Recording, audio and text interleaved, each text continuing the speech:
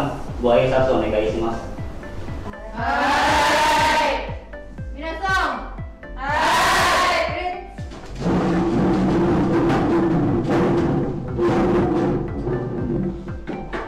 Good space. Play. 先生、おはようございます。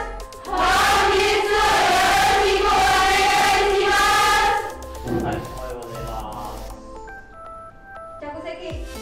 はい、失礼します。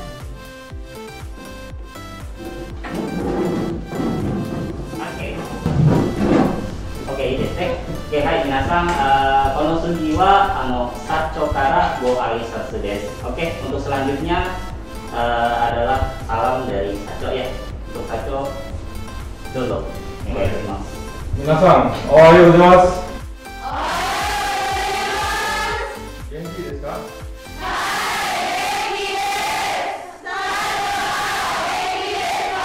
はい、元気そうです。どうも。はい、これからあなたたちはね、ビマのトレーニングセンターが入ります。はい、嬉しいですか？Ya, saya ucapkan selamat datang di Training Center Bima Yosindo Utama. Halo, selamat pagi Pabrikers. Hari ini kita ketemu lagi dalam program rutin kita jurnalkawasan.com. Kali ini kita agak sedikit berbeda. Kita hari ini berkunjung di salah satu pusat edukasi untuk pemagangan atau bekerja di luar negeri atau di Jepang ya, di kantor LPK Bima Yosindo di Cikarang. Dan jangan lupa untuk terus menyimak perbincangan kita pada hari ini karena akan sangat banyak informasi terkait dunia kerja, wawasan mengenai profesi yang ada di Jepang. Dan jangan lupa yang penting adalah untuk selalu meng-share dan subscribe program rutin dari jurnalkawasan.com. Dan di tengah-tengah kita sudah hadir. Selamat pagi Pak. Assalamualaikum. Sehat Pak? Assalamualaikum. Pak Pran, beliau adalah Presiden Direktur PT Yosindo, dan Mas Rivaldi ya, untuk manajer rekrutmen ya dari PT Yosindo ini. Tadi saya sudah kasih ini Pak pengantar tentang dunia kejepangan lah ya, dan mungkin mengenai masalah pekerjaan atau dunia kerja atau dunia industri di Jepang itu gambarannya seperti apa Pak sekarang itu? Silakan Pak Pran. Jadi saya Pabrikers, selamat pagi semuanya. Terima kasih untuk Pak Dodi yang sudah memberikan kesempatannya. Jadi gambaran Jepang itu untuk pekerjaan adalah dunia yang sangat identik dengan teknologi, kemajuan. Jadi di sana itu hampir hidup dengan industri katanya. Kebetulan saya sendiri ex Jepang, saya tahun 98 berangkat melalui program M Japan. Nah, saya mengikuti program itu pertama kali di permesinan saya. Jadi dengan adanya program ke Jepang ini sangat membantu sekali pemerintah Indonesia khususnya untuk mengurangi pengangguran, karena ya Jepang sendiri itu identik dengan pekerjaan yang industrialnya sangat maju, cepat, tepat, teliti gitunya. Oke. Kenapa sih memilih Jepang gitu ya? Apakah memang ada sesuatu yang lain dari negara, kenapa nggak di Korea atau ke Cina dan yang lain sebagainya Pak? Sebenarnya kalau kenapa harus memilih Jepang ya? Jepang itu sendiri kan secara sejarahnya masih ada dekat dengan kita ya, karena mereka pernah ada di Indonesia tahun 45, tahun 40-an, dan sekarang kita juga bisa melihat hasilnya dengan negara Jepang bisa cepat maju karena didasari dengan landasan disiplin yang kuat ya.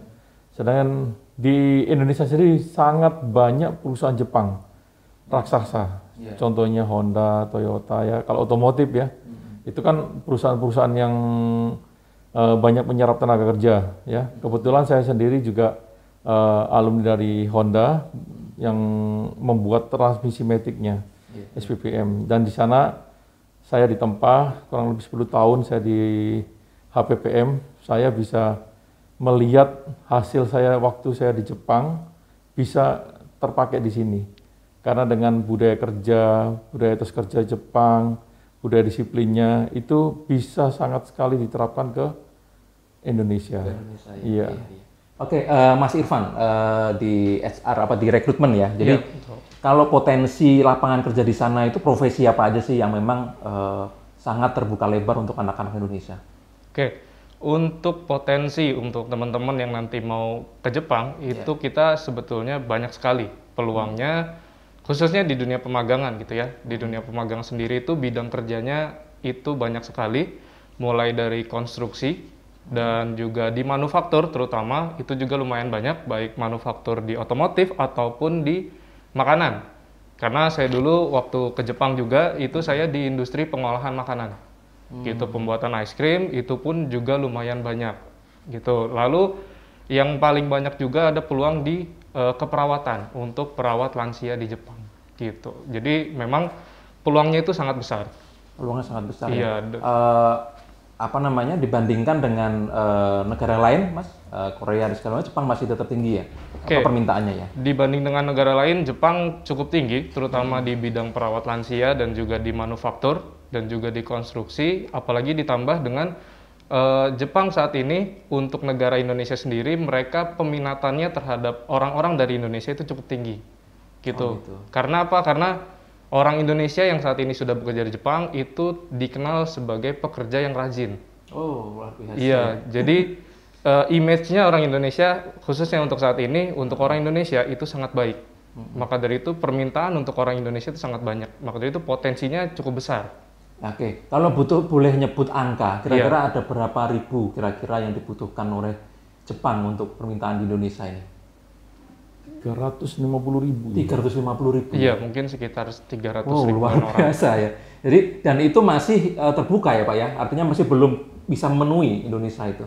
Belum. Indonesia baru mencapai sekitar 15 ribuan ya. Baru 15.000 ya. Iya. 15.000 sampai 20.000 ya. Iya, kurang iya. lebih. Iya. Ya, jadi masih jauh sekali ya, 350.000 plus 15.000. Nah, kira-kira kenapa bisa sedikit itu, Pak? Artinya sebenarnya kalau dari sisi salary mungkin sana lebih tinggi ya. Ya. Kenapa orang Indonesia kurang atau masalah sosialisasi aja yang ini belum? Sebenarnya ini kan karena masalah pandemi. Hmm. Jadi karena pandemi yang berkepanjangan, sudah masuk tahun kedua ya pandemi ini, dan kemarin secara resmi sudah diberitakan langsung Kishida Sang sebagai Perdana Menteri Jepang yang baru sudah siap membuka untuk beberapa program ya. Iya. Di antaranya pemagangan dan ada Tokutibino itu per awal Maret. Jadi itu sangat membantu sekali ya untuk adik-adik yang sekarang ini tertahan ya. Udah ada sekitar 10 ribuan yang tertahan ya. Tertahan yang harusnya udah bekerja karena pandemi jadi Benar. batal Iya. berangkat. Ya. Iya, jadi dan adik-adik di sana juga banyak yang harusnya mereka sudah bisa pulang, hanya program sebentar 1 tahun ataupun 3 tahun, tapi karena kondisi bisa extend mereka. Jadi yang di sana yang masih mau extend ya bersyukur karena dapat apa kelonggaran yang biasanya tidak boleh extend. Iya. Hari ini pemerintah Jepang apa istilahnya visanya kan? Tokutei Katsudo. Jadi ada visa jenis baru yang dikhususkan pada saat pandemi untuk bisa memfasilitasi orang-orang yang sedang di Jepang Ya. bisa melanjutkan programnya terlebih dahulu, menunggu orang baru datang ke Jepang. Oke, kita nih ngomong misalkan anak-anak yang masih 20-an tahun ya. Iya. Kadang mungkin mentalitasnya masih belum terbentuk. Wah, nanti kalau saya ke luar negeri pasti yang ditanya itu bisa bahasa Jepang apa enggak. Nah, itu sebenarnya syarat kita bekerja di Jepang itu paling penting apa itu, Pak? Silakan. Jadi ke Jepang karena kita beda negara, otomatis beda bahasa, beda budaya, ya. Jadi kita harus kenapa mereka harus masuk LPK dulu? Karena disitulah dibentuknya. Mereka dilatih bahasa Jepangnya, dilatih FMD ya, fisik, mental, disiplin. Seperti saya dulu dilatih di Lembang ya, selama 4 bulan kurang lebihnya. Dan di sini sama, kita persiapkan adik-adik itu emang jauh sekali budayanya dengan Jepang, disiplin ya, khususnya disiplin. Disiplin itu udah harga mati di Jepang itu. Jadi Jam kerja pun 5 menit sebelum masuk dia harus ini. Karena itu dengan adanya LPK seperti kami ini ya membantu merubah disiplin mereka, merubah budaya mereka. Jadi mereka akan masuk dunia nyata bekerja di Jepang. Dan emang tadi dari sekitar 20 ribuan masih banyak gapnya sekali ya. Itu peluangnya besar sekali Indonesia ini. Kebetulan saya juga ikut dengan program teman-teman ex alumni Jepang IKPEXI dan yang dibawahi langsung oleh Kemnaker itu dalam binaan Kemnaker juga kita bersinergi dengan Kemnaker. Jadi ibaratnya bagaimana menyiapkan adik-adik ini supaya bisa lulus SMK ataupun SMA bisa punya skill bahasa atau skill disiplin pengalaman disiplin kerjanya, budaya kerjanya itu harus kita rubah pelan-pelan. Di sini bukan hanya sekedar belajar bahasa aja, tapi disiplin kita kasih tahu seperti apa di Jepang nanti. Artinya di LPK itu disiapkan dari sisi budaya udah mulai diajari, termasuk bahasanya ya Pak ya? Iya. Apakah ada minimal? Kalau di bahasa Inggris itu kan harus lolos TOEFL misalkan 600 atau berapa.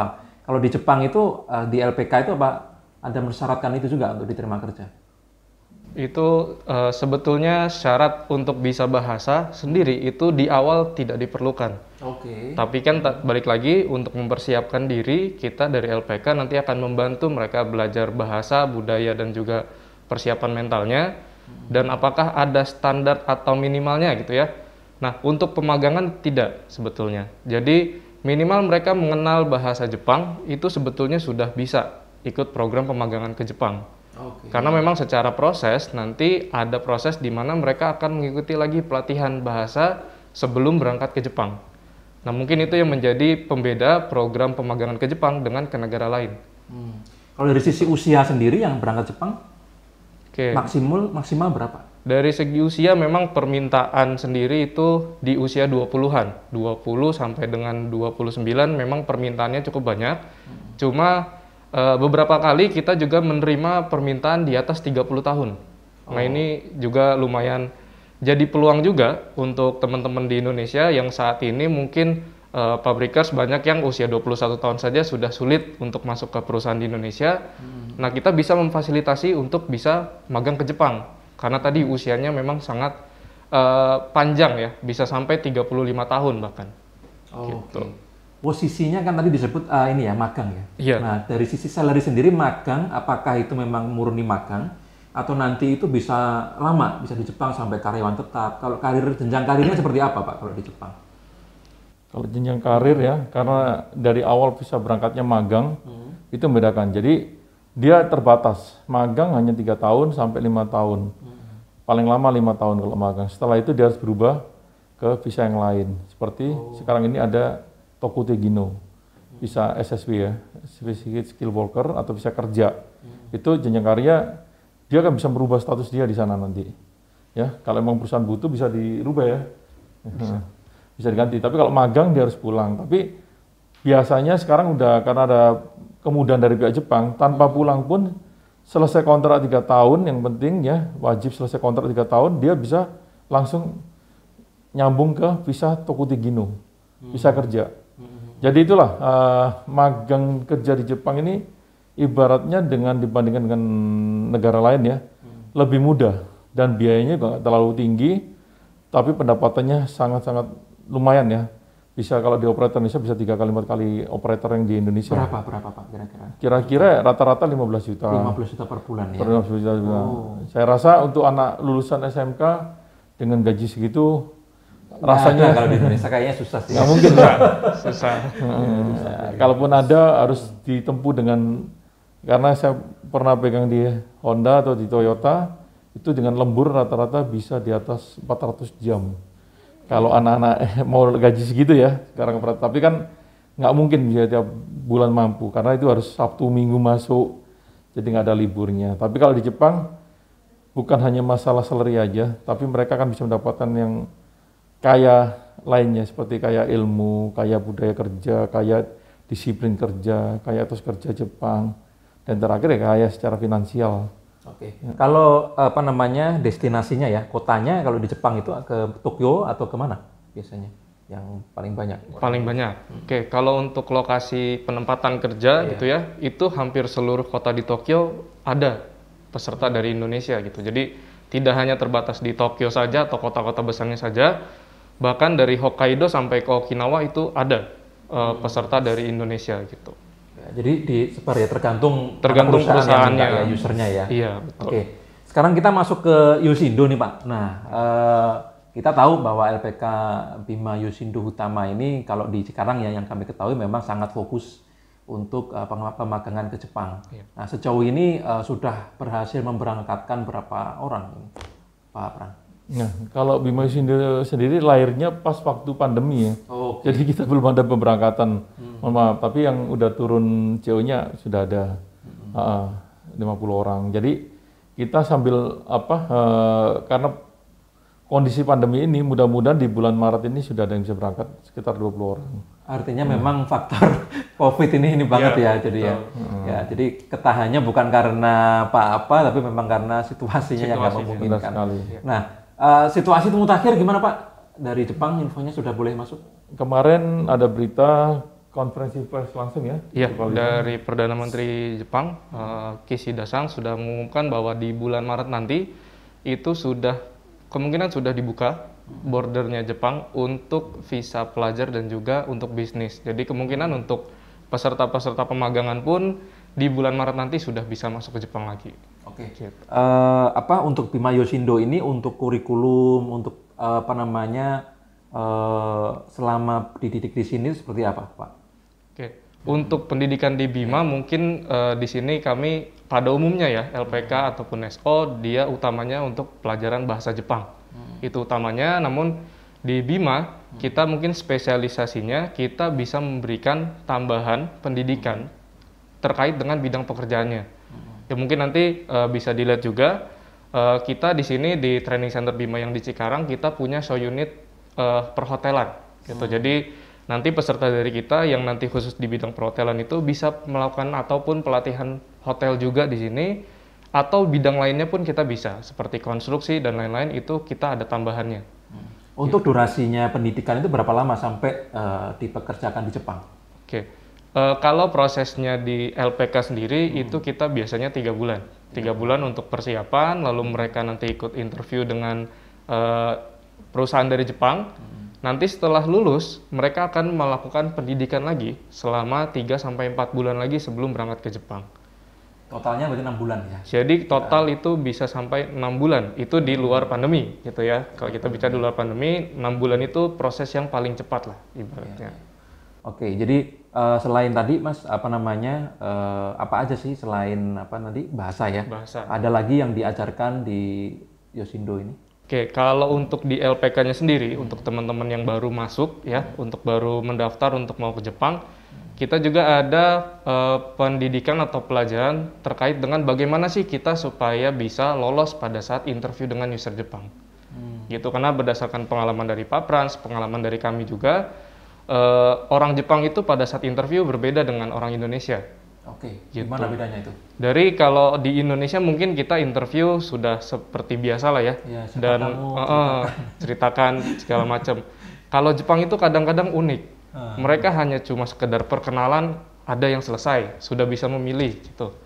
Ada lagi yang usernya itu minta kita harus mempraktikkan pekerjaannya, gitu. Jadi di situ nanti akan kita ajarkan bagaimana cara menjawabnya dan lain-lain. Karena orang Jepang itu sukanya sama peserta yang jujur dan natural. Jadi kan kalau orang Indonesia berpikirnya saya mau interview sama orang Jepang, saya harus buat-buat atau pengalaman saya harus bagaimana, harus bagus gitu ya. Bagus gitu ya, enggak ya? Kalau orang Jepang tuh kadang-kadang yang sederhana, yang tidak diduga malah yang dipilih gitu. Makanya unik. Artinya hard skill kayak kemampuan kompetensi teknis tidak terlalu penting ya? Beberapa terkadang penting, tapi di satu sisi kadang-kadang ada user yang memberikan kesempatan untuk pesertanya belajar setelah mereka pilih. Itu. Oke, ini kita ngomong soal garansi ya Pak. Iya. Kalau di LPK, kalau saya misalkan sebagai anak 20-an tahun pengen sih, nggak apa-apa sih misalkan bayar berapa, tapi saya pastikan saya harus berangkat. Iya. Nah itu kalau di Bima Yosindo sendiri, apakah ada garansi memang berangkat?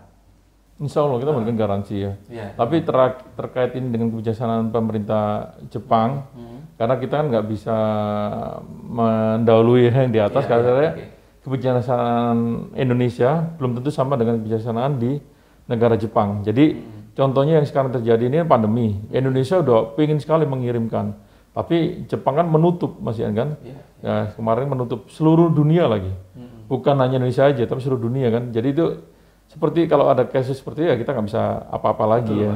Nah, tapi kalau misalkan jobnya ya normal ya, jobnya perusahaan yang menerima batal, cancel, ngambil gitu, kita akan alihkan ke job yang lain.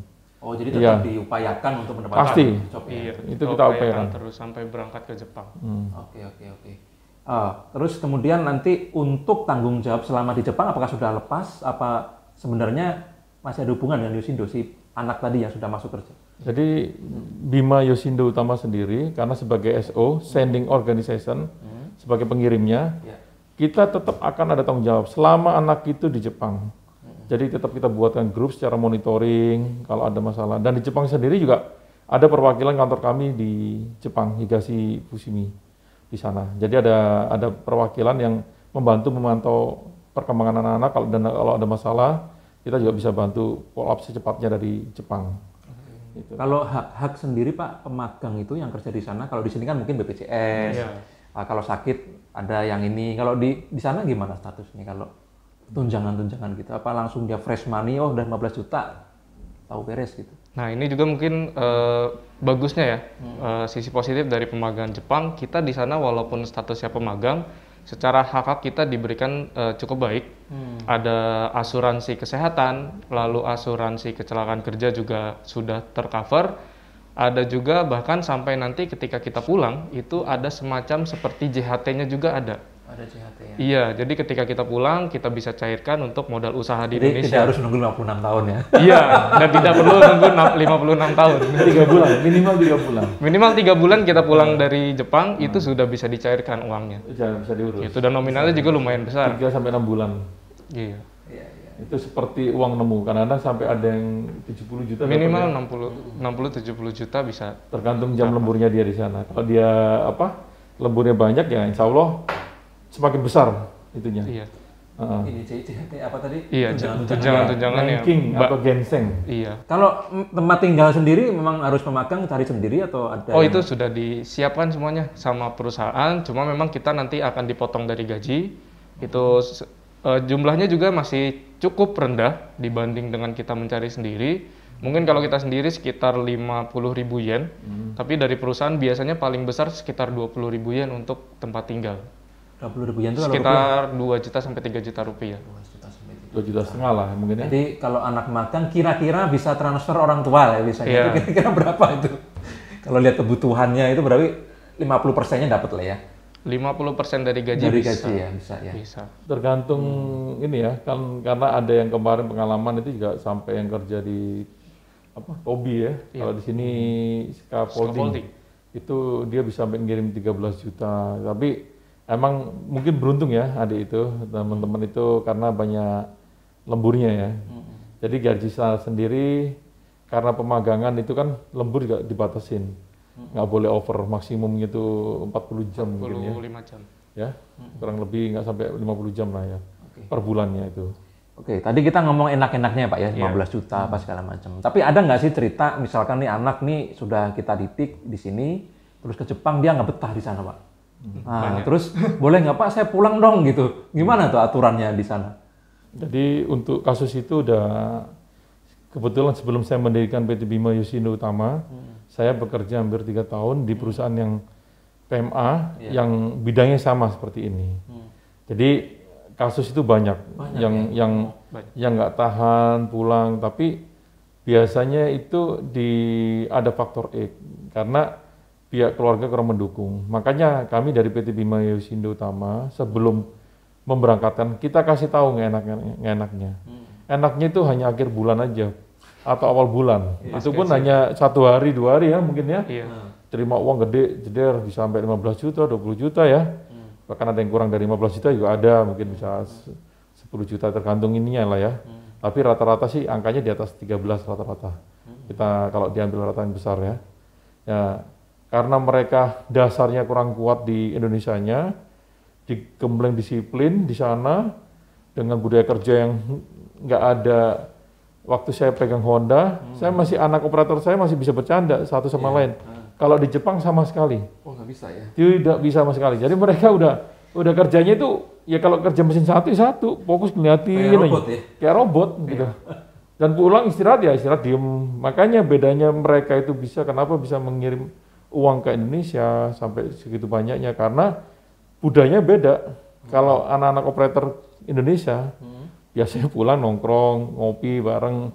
Kalau di sana pulang ya kalau di sana pulang pijit-pijitan karena capek. Oh, oke. Bulan pertama, bulan ketiga itu kasarnya seperti nerakanya lah. Mereka butuh penyesuaian. Itu pasti dari sesuatu yang bebas menjadi terikat. Seminggu berapa hari kerja, Pak? Sama 5 hari. 5 hari dari pagi sampai sore. Iya. Sama juga ya. Sama. Kalau jam kerja sama 8 jam ya, 7 jam. 7 sampai 8 jam sehari. Kalau soal makanan nih, kita ngomongin makanan, gimana rata-rata orang sini kayak di sana? Oke, makanan juga sebetulnya sudah bukan jadi masalah sih sebetulnya di sana. Memang kan banyak kekhawatiran teman-teman yang mau ke Jepang itu gimana nanti kita nggak bisa makan makanan yang halal gitu ya. Nah saat ini sendiri di Jepang sudah ada toko-toko yang menjual bahan makanan yang halal, gitu. Jadi kita bisa masak sendiri. Ya pasti tantangannya sih kita harus masak sendiri karena kalau beli, kalau beli satu masalahnya mungkin tingkat halalnya atau tidak itu kita nggak bisa menjamin.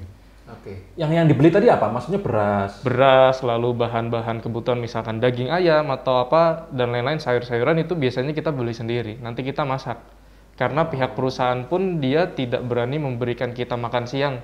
Karena tadi faktor halal atau tidaknya seperti itu. Karena untuk menghargai kita bukan tidak mau memberikan, tapi menghargai kita tidak bisa makan makanan yang haram. Jadi perusahaan tidak memberikan makan. Jadi kita harus masak sendiri. Masak sendiri dibawa ke pabrik. Pabrik. Berarti makan siang dia bawa ini ya. Bento. Iya, bento namanya bento. Bento Itu yang hoka-hoka bento kan macam-macam makanan bento itu. Iya. Nah, makanya di sini ada hoka-hoka bento di Jepang. Tapi itu jadi pengalaman yang unik juga buat teman-teman nanti ketika di Jepang. Termasuk masalah ibadah gimana Pak? Kalau di sana pengen misalkan pas sholat Id atau Jumatan itu gimana cerita? Ya mungkin ini juga sama ya. Kita ada sedikit keterbatasan, tapi orang Jepang itu bukannya melarang kita untuk sholat. Tapi asal kita bisa mengkomunikasikannya juga, bahkan di perusahaan saya dulu, berdasarkan pengalaman saya, itu perusahaan menyiapkan tempat khusus untuk kita sholat, seperti musola gitu. Bahkan tempat wudhunya pun kita dibuatkan, khusus untuk kita berwudhu. Dan itu gimana caranya ya kita komunikasi sama mereka, bahwa kita sebagai orang muslim setiap hari menjalankan sholat 5 waktu gitu. Bahkan yang uniknya saya pernah dengar cerita juga dari teman juga, ketika mereka ke Jepang, orang Jepangnya ini nggak tahu kalau orang muslim itu harus sholat. Tapi setelah dijelaskan, mereka tahu orang muslim harus sholat, anak-anak itu diberi fasilitas dan bahkan sampai diingatkan sama orang Jepangnya, kamu udah sholat atau belum? Gitu. Jadi orang Jepang ketika dia sudah mengerti, itu justru mereka sangat suportif. Gitu.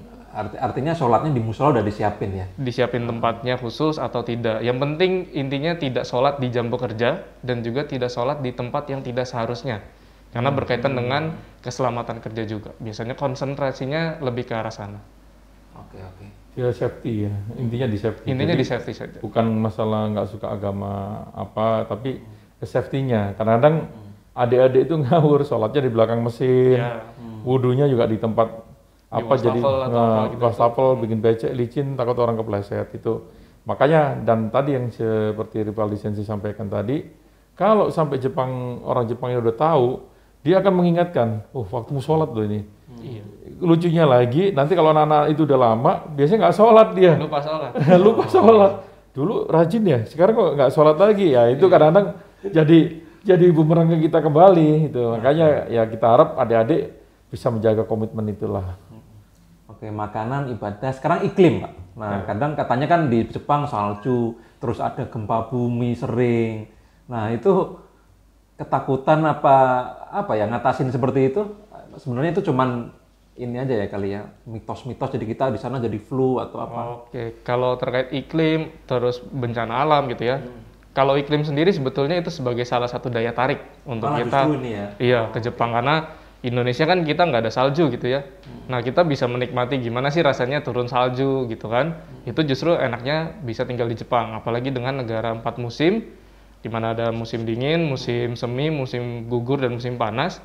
Dan di mana setiap musimnya itu pasti ada hal-hal menarik yang bisa kita lihat ketika di Jepang. Seperti musim panas gitu ya, itu malah ada festival kembang api misalkan. Nah, jadi kita justru yang bisa kita lihat, yang bisa kita rasakan justru jadi lebih banyak lagi ketika di Jepang. Terus terkait bencana alam, yang katanya Jepang banyak gempa bumi gitu ya. Iya. Nah justru yang kita rasakan di sana, walaupun kita merasakan gempa, itu tidak sepanik di Indonesia. Oke. Karena terkait dengan infrastruktur di sana yang sudah cukup baik, terkait dengan gempa khususnya.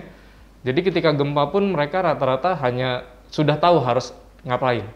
Tapi memang bener sering di sana? Sering, saya pun sering juga merasakan, dan kita juga tidak sepanik yang ada di Indonesia karena kita sudah tahu. Nanti ketika kita ke Jepang, kita akan di-training, akan dilatih bagaimana sih ketika ada gempa bumi, ketika ada bencana ini dan lain-lain, kita akan dilatih juga sama pemerintah Jepangnya. Gitu. Karena itu di training center Bima Yoshindo Utama sendiri, tadi kan ada pendidikan FMD ya, fisik, mental, disiplin. Di sini fisik kita juga dilatih, dibantu oleh dari Provos TNI yang membantu. Jadi melatih anak-anak itu disiplinnya lebih ini lagi, dan fisiknya diperkuat. Mereka latihan lari tiap hari, push up, sit up, itu wajib makanan sehari-hari. Untuk menyambut iklim musim dingin di sana itu. Iya, kalau fisiknya udah kuat, insya Allah kerja seperti apapun dia akan bisa mengatasi itu. Emang sampai minus berapa derajat lah yang lagi tinggi? Kalau di Jepang pada umumnya sih mungkin sekitar minus 5-10 derajat. Ya, kalau orang Indonesia belum pernah kan? Kecuali Hokkaido bisa lebih di bawah itu. Tapi kalau Okinawa hampir sama. Sama kayak di Bali. Hampir sama kayak Bali. Dia panas, kota yang tidak pernah akan turun salju. Okinawa itu lebih dekat dengan Korea ya. Iya. Tapi lebih sering sebenarnya kayak Lembang lah kali ya. Mungkin pada umumnya kayak Lembang. Sejuk-sejuk. Tapi kalau ke Nagasaki saya pernah ya, tetap dingin. Nagasaki padahal dekat sama Okinawa sih, tapi tetap dingin ya. Tapi yang paling amazing ya di Hokkaido. Hokkaido itu pulaunya terpisah kan, dia nyebrang lagi kan. Itu dia bisa sudah dekat Rusia juga, jadi dekat secara Rusia. iklim jauh lebih dingin dibanding daerah lain. Oke, balik lagi ke Yoshindo nih, kalau ada teman-teman nih, pabrikers atau anak-anak yang masih fresh graduate, kalau pengen ke Jepang gimana caranya? Oke, kalau gimana caranya? Yang pertama silakan ya datang ke kita, bertanya boleh melalui Facebook ataupun Instagram Bima. Nanti akan kita pandu bagaimana teman-teman bisa berangkat ke Jepang. Karena nanti salah satu tugas kami dari Bima Yoshindo Utama adalah mensosialisasikan program pemagangan juga. Gitu, nanti akan kita pandu bagaimana cara mendaftarnya. Setelah mendaftar nanti teman-teman akan mengikuti program pelatihan dulu dari kami sebagai pelatihan persiapan. Persiapan bahasanya, lalu persiapan mentalnya itu nanti akan kita latih, dan setelah itu akan kita salurkan untuk mengikuti interview dengan perusahaan di Jepang. Oke. Itu untuk rekrutmen untuk semua daerah di Indonesia atau terbuka untuk seluruh daerah di Indonesia gitu. Untuk pendidikannya semua di Cikarang ya? Atau ada tempat lain, Pak? Kita untuk pendidikan saat ini kami ada di Cikarang sebagai pusatnya, dan juga ada di Cirebon dan juga di Semarang. Oh, sudah ada 2 cabang ya? Iya, sementara ini 2 cabang sudah ada. Mudah-mudahan segera menyusul kota Surabaya. Kota Surabaya. Kota kelahiran saya lagi dalam tahap progres. Oke. Mungkin yang paling sensitif nih, mungkin boleh dibuka apa enggak lah ya. Artinya apakah ada biaya gitu untuk ini? Biaya sendiri pastinya ada ya. Cuma Bima sendiri untuk saat ini yang kami perhatikan ya, dibanding dengan tempat-tempat lain, Bima ini masih cukup terjangkau untuk biayanya. Karena terjangkau di sini maksudnya apa yang nanti teman-teman keluarkan untuk proses di awal itu sangat sebanding, bahkan bisa sangat cepat baliknya ketika nanti teman-teman bekerja di Jepang gitu. Jadi terkait mahal atau tidaknya atau sebanding atau tidaknya nanti bisa teman-teman tanyakan langsung ke Bima. Nanti akan kita jelaskan berapa sih gaji di Jepang, terus pengeluaran sebelum ke Jepang kira-kira berapa, bisa dilihat secara langsung perbandingannya gitu. Jadi saya tambahin dikit, di Bima Yoshindo Utama sendiri bukan hanya memfokuskan anak-anak ke Jepang aja, tapi setelah pulang dari Jepangnya ini. Itu yang utama tugas kami. Kami sebagai SO juga sudah diberi mandat oleh Kemnaker, Kementerian Tenaga Kerja Indonesia, harus memantau adik-adik yang setelah pulang dari Jepang. Karena adanya itu, makanya dari awal kita tekankan ke mereka. Ke Jepang semuanya serba disiplin, serba indah. Disitulah kesempatan kalian menggembleng diri, jadi pulang bisa terbentuk nanti itu. Bisa mereka mau kalau mau jadi entrepreneur, kita juga ada salurannya. Istilahnya, kebetulan saya sendiri aktif di IKPEXI, Ikatan Pengusaha Kensushi Indonesia. Kensushi itu pemagang. Nah, itu sangat-sangat membantu. Jadi bisa membantu mengarahkan adik-adik mau kemananya juga. Itu udah kasarannya belajar dengan sistem adopsi ya. Jadi senpai atau senior mereka yang sudah usaha misalkan bengkel mobil udah jalan, atau toko bahan bangunan yang udah jalan, mereka tinggal ngadopsi aja sistemnya seperti apa. Bisa langsung belajar lagi setelah pulang dari Jepangnya itu. Oke, ini biar untuk teman-teman pabrikers tahu ya mungkin ya. Jadi mungkin bisa dijelaskan antara LPK dan SO. Jadi saya dengar-dengar ya, belum tentu semua LPK itu punya SO. Tapi kalau SO biasanya rata-rata LPK. Nah ini jadi mungkin ini salah satu kelebihan juga nih Pak dari Yosindo, silakan Pak. Jadi kalau LPK sendiri itu sebenarnya lembaga pelatihannya dulu. Untuk basic dasarnya dia, melatih bahasanya dia, tadi melatih persiapan interview, FMD-nya dasar dulu untuk memperkuat. Ya, jadi dari sana kalau mereka sudah punya basic rata-rata sampai di LPK itu biasanya rata-rata bab 25 belajarnya ya. Tapi aktualnya sih kebanyakan bab 10, bab 15 mereka udah pindah ke SO karena SO sendiri itu bedanya SO ada hubungan kerjasama dengan pihak AO atau accepting organization yang penerimanya. Kalau orang Jepang biasanya kumiainya, dia Jepang. Dia bekerja sama dengan perusahaan-perusahaan yang membutuhkan tenaga kerja dari Indonesia. Jadi prosesnya dari user Jepang, perusahaan misalkan kayak PT Daihatsu misalkan ya, butuh orang, dia akan menghubungi kumiai, kumiai akan menghubungi kami akan menghubungin LPK yang ada gitu. Jadi LPK tidak bisa memberangkatkan, tapi kalau sending organization atau SO itu yang memberangkatkan. Ya tadi harus ada istilahnya pemantapan bahasa lagi ya. Iya. Pemantapan bahasa, link ke Jepang juga harus kuat ya kalau SO ya. Iya, karena SO sendiri kan kita terdaftarnya di Kemenaker dan juga jika sudah terbit izin dari Kemenaker, kita juga akan didaftarkan ke lembaga pengawas pemagangan yang ada di Jepang yang disebut OTIT. Gitu. Jadi kalau mau ngecek juga BIMA bisa dicek juga di websitenya OTIT ya, itu sudah terdaftar juga untuk SO BIMA. Jadi kesimpulannya kalau di Yosindo BIMA ini udah nggak ada lempar-lemparan lagi lah ya. Jadi mulai pendidikan sampai pengiriman sudah satu pintu. Iya. Kalau LPK lain mungkin LPK dididik tapi bingung mau berangkatin gimana gitu. Iya betul. Biasanya kendalanya teman-teman itu. Biasanya kendalanya gitu ya. Ya. Oke, terima kasih Pak Pran dan Pak Rivaldi. Pak Rivaldi. Kita sudahi perbincangan kita. Mudah-mudahan teman-teman pabrikers mendapatkan banyak inspirasi, banyak manfaat dan tentu wawasan mengenai pendidikan atau profesi yang ada di Jepang. Dan kalau pengen tahu tentang lebih banyak tentang Yosindo, nanti kita akan share link IG dan websitenya di deskripsi di konten kita kali ini. Sekali lagi terima kasih Pak Pran, terima kasih ya, Pak Rivaldi.